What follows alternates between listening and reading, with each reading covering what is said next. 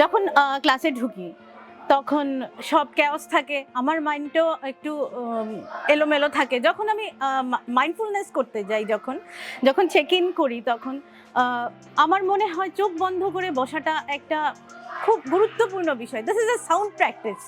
ওরাও ওদেরও মনোযোগ বসে পড়াশোনায়, আমারও ওদেরকে পড়ানোর জন্য মনোযোগ বসে।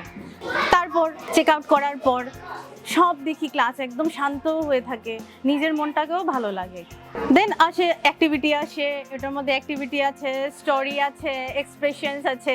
ফিমেল আর মেল স্টুডেন্টসদের মধ্যে যেরকম একটা ডিফারেন্সিয়েট ওরা নিজে থেকেই করে রাখে, মেল এবং ফিমেল স্টুডেন্ট ওরা নিজেকে আলাদা করে রাখে। কিন্তু এই অ্যাক্টিভিটি করার পরে ওরা যখন একসাথে গ্রুপ করে ওরা যখন ক্লাসটা করেছে, তখন আমার মনে হয় মানে how they expressed, the way they expressed, I am impressed.